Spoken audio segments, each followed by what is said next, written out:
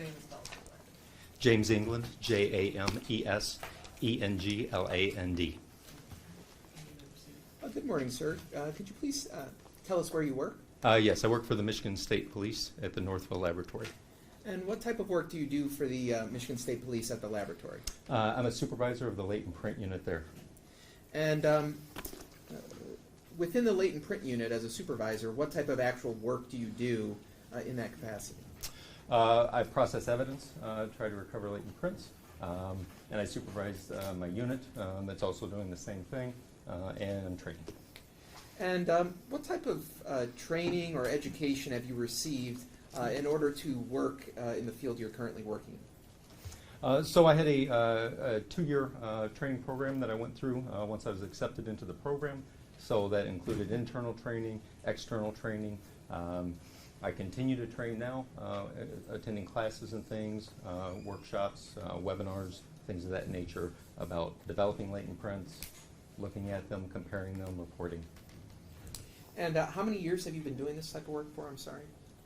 I've been a supervisor for a little less than a year. I've been doing independent casework for about 14 years following my 2-year program in training. And can you give a rough estimate of how many cases or latent print examinations you've worked on over the course of those of your career? I don't have an exact number. Generally, I've done anywhere from 250 cases per year to 450 cases per year. Some of those cases there are no prints for me to compare, and then sometimes there might be 50 prints or 80 prints or more to compare on a case. And have you ever testified in court before as an expert in the field of latent fingerprint examination? Yes, I have. Your Honor, unless there's no objection, I would move to admit his testimony as an expert in the field of latent fingerprint examination. No objection. So this witness's testimony to be accepted as an expert in the field of latent print examination. So could you just try and explain to the jurors what is a latent fingerprint and what is the process of trying to examine a latent fingerprint? Sure. So essentially what it'll start is we're looking at the skin that's on the palm side of our hands or even the soles of our feet. We call this friction ridge skin. And a latent print is a reproduction of that skin on an object that is touched. Okay. And so what we'll do is we'll inspect items to see if there are prints that we deem are of value for us to compare. We'll do an analysis of those, and then if there's somebody for us to compare that to, then we'll do a side-by-side comparison to that subject to see if we can make an identification or exclude that person from depositing that print. Now these ridges or surfaces of our hands or feet, are they unique to each individual person? Well, that's a theory that we have, and that's what we base it on, is that they are highly discriminating and variable, and that they're persistent, and so we use those for identification purposes. And so, if a fingerprint or a suspected print has been lifted or taken a photograph of from a scene, what is the process by which you compare that to a known individual's prints? So what I'll do is I'll analyze the print, and this is done electronically, so I do it on a computer screen. So if there's a print, as in this case, that was submitted to us, I'll go through and do an analysis of that print. So I'm looking at the ridge flow of that print, I'm looking for individual characteristics in that print, and I'm looking to see if there are any what we call a red flag or anything that gives me cause for concern in that print based upon how it looks, the quality of that. Once I have gone through and done an analysis and a markup of that print, I'll then go to a known impression for whoever I'm comparing. I'll do the same thing. I'll do an analysis of it and look at that print. And then I will select features in the latent print itself, and then I'll look at the known print and see if those features are found in correspondence there. If they are in correspondence, I will go back to the latent print, I will select additional features, and I will go back to the known. And so I'm going back and forth looking to see if there's correspondence in there. or if there's disagreement, maybe there's not correspondence there. And so eventually I'll evaluate that, and I'll come to a conclusion. It's going to be either identification or an exclusion. We also have an inconclusive decision that we might make, and basically that means is I can't say that that print was made by this person, and I can't say they didn't make it. I can't identify them, I can't exclude them. So, can you just describe and I apologize if you've already described this briefly, but describe the process by which a print of somebody's body part could be left on an object? Sure. So when we're talking about the skin that we have on our hands, so we have sweat that we exude from our pores in our hands, and we'll pick up oil from our face and our hair and things like that.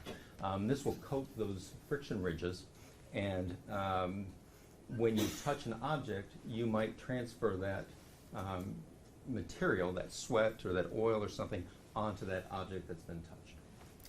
So are there any factors that could influence whether or not a print from somebody's hand, for example, would be left on a surface? Yes. So if I put my hands down and I dry my hands off and there's no sweat and I remove that and I touch an object, there's no material, there's no sweat, so there's no transfer of that material, so there's no latent print left. Another factor is the manner in which we touch things. So if I put my hand down on this object and I pull it off and a nice smooth transfer, I'm more likely to leave a latent print on there. But if I put my hand down and I smear it across that object, then I'm just smearing that material, and that can destroy that print itself, and so I don't have a print that I can actually compare. Go ahead. Okay. Now, if there is a print that's left on there, if anything comes along afterwards and comes into contact with that, because prints are fairly fragile, that can be destroyed. So if I put my hand down and then I remove it, and then I put my sleeve down and rub across it, I can remove that print that might have been there. I can remove that as well. If I have anything on my hands, like if I'm wearing gloves or something like that, that will can prevent material from actually transferring onto an object. So in wintertime, everybody's wearing gloves and things like that. That will obscure that as well. Another reason there might be is we'll call it environment. So if it's outside and it's a very muggy night and there's a lot of dew and condensation, and if you leave your handprint on something, all that dew and condensation can come in and basically just kind of obliterate that, so you can't differentiate between the latent print. Same thing if it's hot, it might evaporate. So you mentioned that fingerprints are fairly fragile. So whether a print could be possibly damaged or affected by the environment, does the Michigan State Police have any standards by which they determine whether or not a fingerprint or a palm print or a footprint is of comparable value? Yes, we have a recently released standard operating procedure where we go through and assign a numerical value to those types of prints. That wasn't the case when I did this particular case. This just was released in April of this year. And so ultimately, were you involved in an investigation that was assigned a laboratory number within the Michigan State Police of MD 233317? Yes, I was. And did you complete a total of 4 separate laboratory reports that summarized some of the work that you did pertaining to that laboratory number? Yes, I did. May I approach you? You would. So I'm going to first hand you People's Proposed Exhibit 15, and that's laboratory number 3, or record number 3. Could you just let me know if you recognize that report and whether that's a fair and accurate replica of the report that you've created?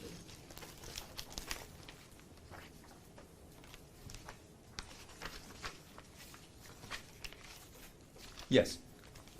All right, so that's a fair and accurate copy of your findings? Yes. People move to admit People's Proposed Exhibit 15. No objection? No. People's 15 will be admitted.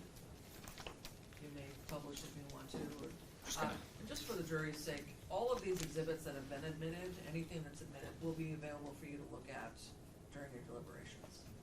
And now I've handed People's Proposed Exhibit 16. Is that another report that you created? Yes, it is. And that's a fair and accurate representation of the report that you created. Yes, it is. People would move to admit People's Proposed Exhibit 16. No objection. People 16 is also admitted. Now I'm showing you People's Proposed Exhibit 17. Could you look at that and let me know if that's a fair and accurate representation of the report you created?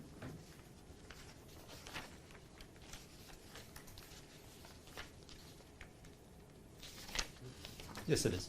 People would move to admit People's Proposed Exhibit 17. Just for the record, which record number is that? This is record number 19. Okay, yeah, no objection.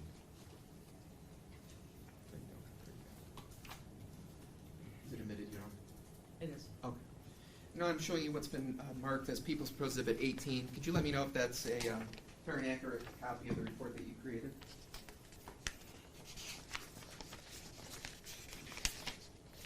It is. For the record, this is Michigan State Police record number 24. And Your Honor, I move for its admission at this point. No objection. And that was which number? This is People's Exhibit 18. People's 18 is also admitted.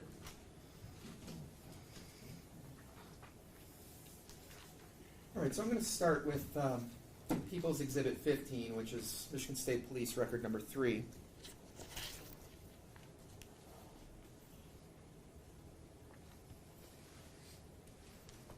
All right, so, and sir, if you have a copy, you can follow along, but just when we look at the very first page of this report, could you just indicate in terms of when, is it noted on this report when certain items of evidence were received and then when your report is completed? Well, there's a date received date at the top right of October the 25th, and then date complete is when I wrote the report was November the 2nd. All right, and so as we go down, is there a category that's labeled evidence received? Yes. And can you just describe what is meant to be represented in this section of your report? So these are the items that we received, either from the agency itself or from our own agency that went out and responded. So we had a couple of doorknobs that were submitted, a plastic container, a partially eaten banana with a peel attached to it. There was a clear window, and then the remainder of those objects are digital images that were submitted on a CD. And so were those items processed to attempt to recover or determine whether there were any latent prints of comparable value from those objects? Yes, they were. And can you just describe, like, what is the process of processing an item to attempt to retrieve a latent print from it? Sure. The first thing we do is a visual inspection. So we want to look in and see if there are any latent prints that we can observe, and then we'll go ahead and photograph those. And then we'll use various chemical and lighting and physical processes to try and further develop any additional latent prints. We want to start with the least destructive method and then move forward to the more destructive methods. And then as we develop additional latent prints during our processing, we'll go ahead and photograph those as we go along.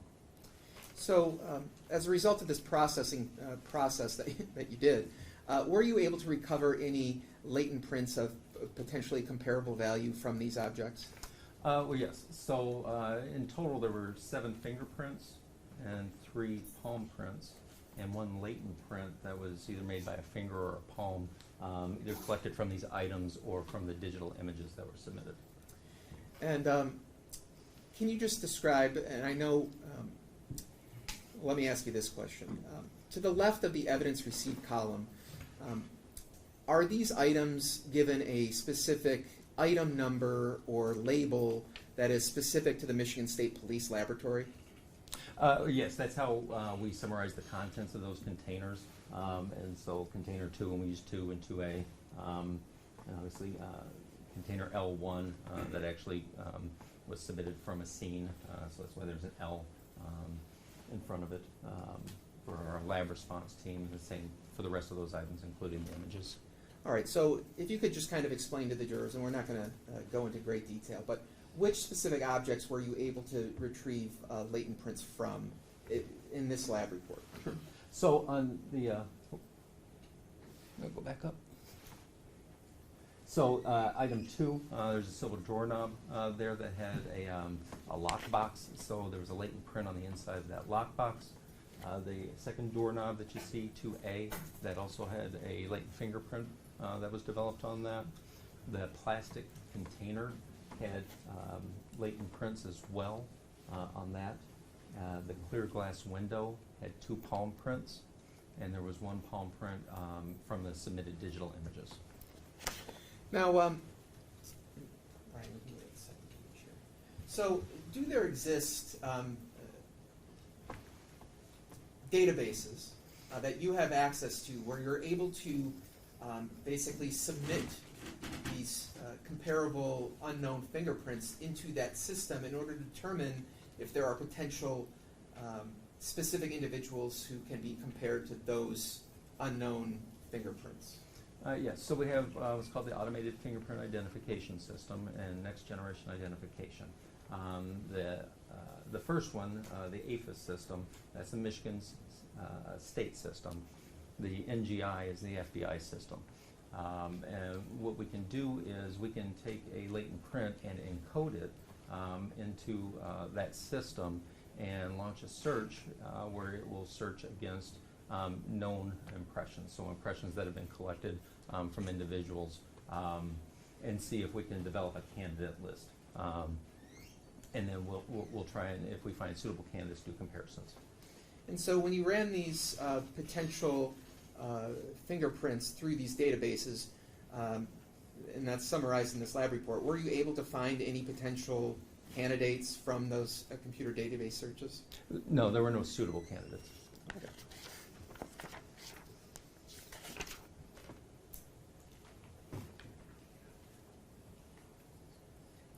Now I'm actually going to move on now to People's Exhibit 16. If you can pull that up for me. All right, now for People's Exhibit 16, if you could just explain when this report was completed, the date of this report. Yes, so this was received on the 15th and it was completed on the 27th. This was an item that I processed. It was a green vape pen. So I processed to try and develop any prints for comparison, and I didn't develop anything that was comparison value. And So is you that- said the 15th of what month and year? This was November of 23. So ultimately, there was just one item that you attempted to recover a comparable print from, On this case record, yes. and the end result of that of your work on that item was what? I didn't get anything of comparison value on that. And that is the sum and substance of People's Exhibit 16 and Lab Report number 12. Yes, it is. Okay. Now moving on to People's Exhibit 17. All right. So can you just describe the date that you received certain items and when this report was completed? Yes, so this request was received January 22nd of this year. I completed it on February 5th of this year. And there was a request from the submitting agency to do comparisons to the 2 listed subjects to those latent prints that we had on file. All right. And so when you say comparison, so what exactly are you comparing? What to what? So again, I'm going back to those latent prints and doing a side-by-side comparison to the known impressions for those listed subjects. And when you say listed suspects or subjects, who are the 2 individuals, the identification of these 2 individuals that you compared in this report? So it's Michael Jackson-Bolanos and Jeffrey Herbstman. And so, essentially, did you have what were purported to be known fingerprint samples from those 2 individuals? Yes, I had fingerprints for both, and I also had palm prints for Mr. Jackson-Bolanos. And so did you compare those known fingerprints to the fingerprints that were summarized in People's Exhibit 15? Yes, I did. Okay, and so if we go down, at least on the first page of this report, what was the, you've described the location of where each print was developed from? Yes. Is that fair? And so what were the results for these 2 items that are on the first page of People's Exhibit 17? So for both subjects, it was inconclusive. and it just means I couldn't identify them, I couldn't exclude them. And so when I look at the comments section, for example, for latent print 2A, can you just describe what that means, what those comments signify? Right. So when I put a comment that it's inconclusive due to the latent prints and the known impressions, there's basically two reasons there. One is the known impressions, they're not sufficient for a complete comparison. If it's, when I say it's because of the latent print, it's a print that we can't exclude because maybe it doesn't meet the criteria that we have our policy to make an exclusion. So seeing nothing in common with that person, it's a print that I can't, technically I can't exclude from that person. And again, when you were talking about the amount of detail that you need in a particular fingerprint in order to make a comparison, if I look at the comments here, are you saying that, at least for both of these fingerprints, that there was a lack of detail both in the print that was recovered from the object and from the known individual's prints that you were given? That's correct. Okay. So if we go down to the second page here. All right, so at the very top of this page, particularly latent print that has been identified as L1A and L1B, what findings were you able to make with both of these fingerprints? So I excluded both of those subjects as having made those two fingerprints. And how were you able to exclude them? There's sufficient amount of disagreement between the latent print and their known prints that they didn't make those prints. Okay. And then if we go down a little bit to L1C, L1D, and L1E, where did all of those potential fingerprints come from? Those are off the green plastic container. And what were your results for each of those prints? Those were inconclusive to both subjects as well. Okay. And now if we could go to page 3 of your report, specifically with the items that are marked L5A1 and L5A2, where did those prints come from? That was from a clear plate glass window. Okay. And were you able to make any exclusions regarding the prints from the plate glass window? I was able to exclude Mr. Jackson-Bolanos, his palm print. These were both palm prints.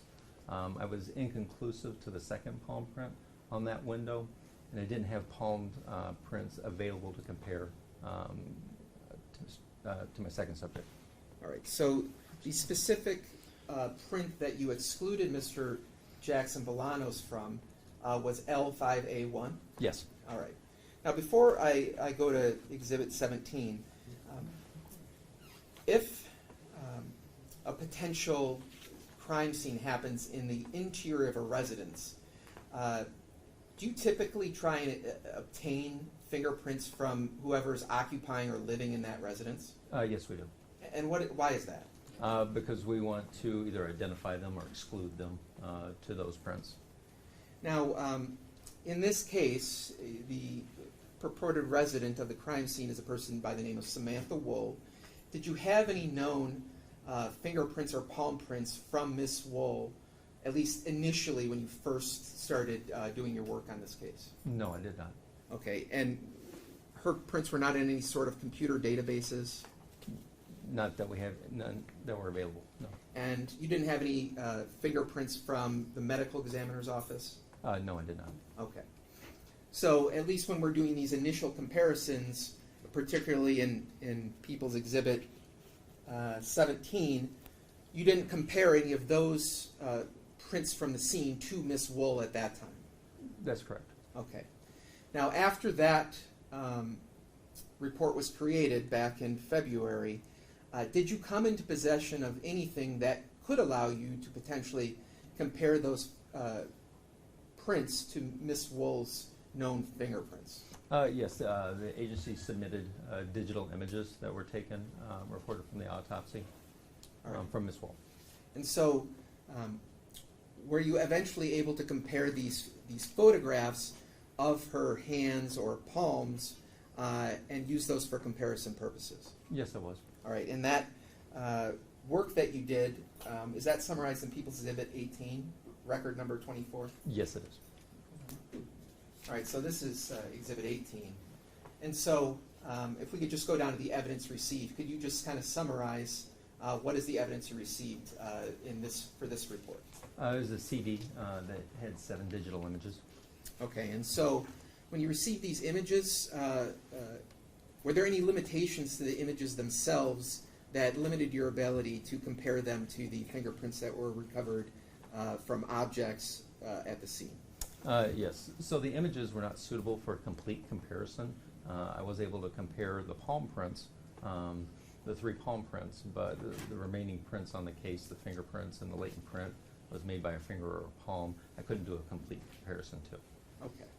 And so if we go down to the body of that report, particularly here at the first page, your findings regarding all of these objects are what? It was inconclusive because of the latent prints of the known impressions. And is that because these specific items are fingerprints rather than palm prints? The first listed on there is a latent print, which is either a finger or a palm. And so the latent print itself doesn't lend itself to being suitable for exclusion, and the known prints as well were not sufficient. Okay. And if we could go down to the next page.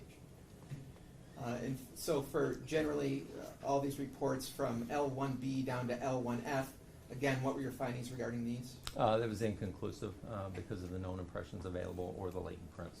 Okay, and so if we could proceed down a little bit further. Okay, so ultimately, were you able to make any identifications in this case when you were able to compare the photographs from the medical examiner's office to the photographs that were lifted from the objects at the scene? Yes. So I identified 2 palm prints from the plate glass window to the left palm of Ms. Woll's, and there was a digital image from the scene itself that I identified to the right palm of Mrs. Woll. And so specifically, the item that's labeled L5A1, that is a print that you were able to identify to Ms. Woll? Yes, it is. Okay, and if we go back real briefly to Exhibit 17, we go down. So for L5A1, that was the same print that you were able to exclude Mr. Jackson-Bolanos from? Yes, it is. And so ultimately, that specific print, we know, in fact, who those belong to, and that's for Ms. Woll's known palm print? Yes, that's what I reported. Okay.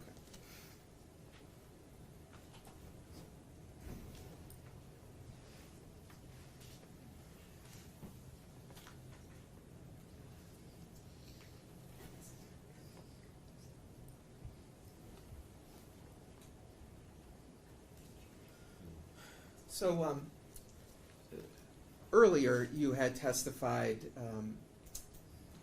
things that can affect whether or not a print is left from a human touching an object, correct? Yes. All right, and so in terms of any potential articles of clothing that they may be wearing or things like that, what types of things could affect whether or not somebody leaves an identifiable print even though they actually have touched an object? Well, if there's a barrier there between the skin itself and the object, that can prevent that. So obviously if somebody had on a set of gloves, that could preclude a print from being left on a surface of an object. Yes. I don't have any other questions.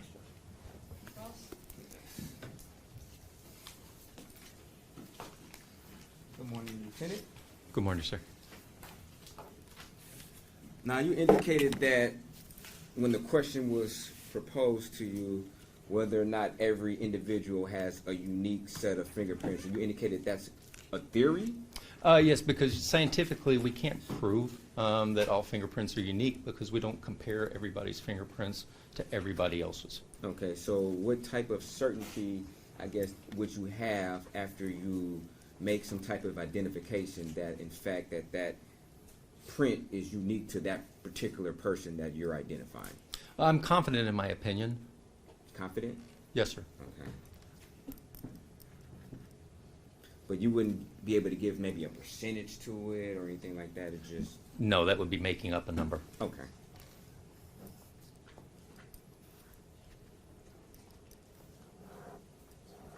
Now, back, if we go to exhibit, I believe it's 15, on October the 25th, 2023, you indicated that there were no palm or finger impressions for Samantha Woll for you to make your comparison? There were none on that case record. That's correct. Okay. And it would be fair to say that you didn't receive those impressions until April 17th of 2024, correct? That's correct. Okay. And it would be fair to say that the finger impressions were not of quality in order for you to make a comparison with the latent prints, correct? That's correct. Okay. Because in fact, these were photographs enhanced to the best of their ability of an autopsy, correct? They were processed, yes. Okay. And had you had an actual fingerprints from her fingers, for lack of a better word, that would have been a better impression for you to make a comparison against the latent prints, correct? Most likely, yes. Okay. So it'd be fair to say that that wasn't received by yourself as far as the physical fingerprints from her actual body, correct? I didn't catch the first part. It would be fair to say that that wasn't, you never received the actual physical fingerprints from Miss Woll, correct? That's correct. Okay. Is it also possible to retrieve a latent print from a known object of hers, say for instance a brush, something that she would handle on a regular basis, lift that print off of it to get a good impression for comparison? Yes. You can compare it, but it's not a known standard, so you don't know who left that print. Okay. Hypothetically, if you went into her purse and she had a hairbrush and you retrieved a fingerprint from there, and you could maybe make a good educated guess that nobody else touched this particular fingerprint, could that assist you in possibly making a comparison with a latent print? We could do a latent to latent comparison and Okay. say that they originated from the same person. Okay. Were you ever, I guess, given any task to analyze any latent prints from, say, a ADT alarm system? No, I was not. Okay. Did you ever receive any latent prints to compare from a vibrator? No, I was not. Okay. Did you receive any latent prints to compare from a computer? No, I did not. Okay. Did you receive any latent prints to compare from a cell phone? No, I did not.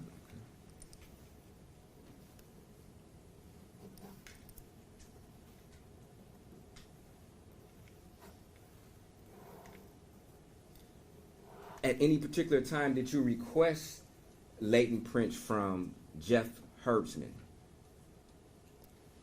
From palm prints, I'm sorry. Did you ever request palm print impressions from Jeff Herbstman? Yes, I think in that report where I did the comparisons to them, I'm not sure what exhibit number it is, but Okay. should be my record 19. And did you ever receive those palm impressions? No, I did not. Okay.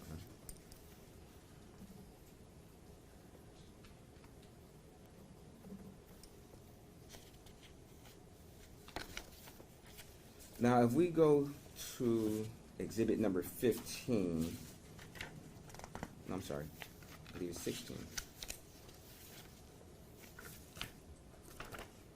No, 17. Latent print 2A, where it states it's inconclusive for lack of sufficient quality and quantity of friction rid detail available in both the latent prints and the known impressions. If there's a situation where you have, I guess, lack of sufficient quality in the known impressions, do you typically request maybe another set of impressions to compare it that could be of higher quality? Yes, I did. Okay. Did you do it in this particular case? Yes, I did. Okay. And did you receive those? No, I did not. And if you never received such the requested impressions, do you make a second request or you just... No. Okay. And do you ever follow up as to why that particular request was not fulfilled? No, I do not.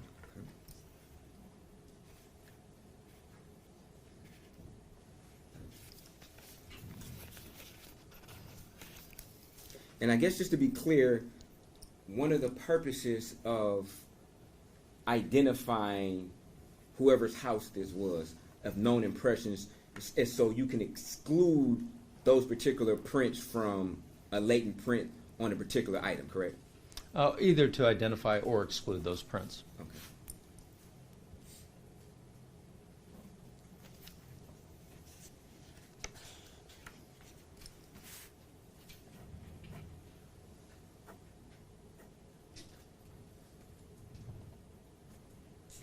Did you ever receive a request to do any latent prints from any drawers in the house, any dresser drawers, or anything like that? No, I did not.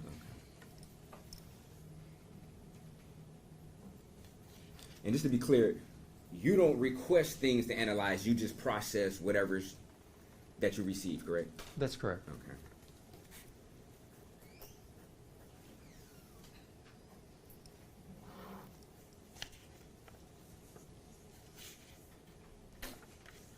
Thank you. No further questions. Questions from the jury? Write down, counsel approach.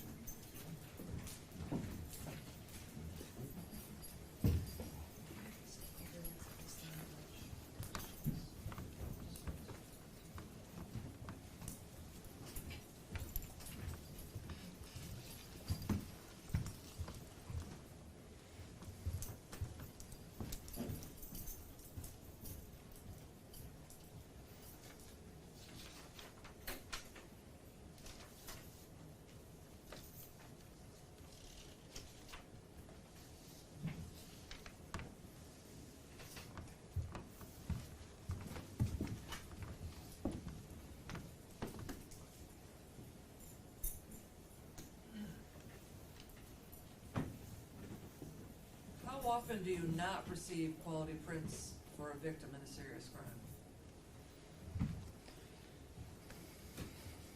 It's fairly often. I don't even have questions. Now, typically, is it in your, I guess, experience for prints to be lifted from the actual body that you can analyze of the victim versus an autopsy photograph that's enhanced? Yes. So just to be clear, to be typical that the prints are lifted from the actual victim, correct? They can be lifted or they can be photographed, Okay. But in your but captured one way or the other. okay, Yes. in your experience, the actual lift of the fingerprint would be more quality versus an actual photograph? Well, no, I wouldn't say that it's more quality, but it would be more typical to get a physical, like an inked or rolled impression from a deceased subject. Okay, and that didn't happen in this situation, correct? That's correct. And just to be clear, it was several months, multiple months before you actually got the autopsy photos to actually compare, correct? That's correct. Okay, thank you. I don't have any other questions. Any other questions from the jury? Don't see any. Okay, you may step down, sir, thank you.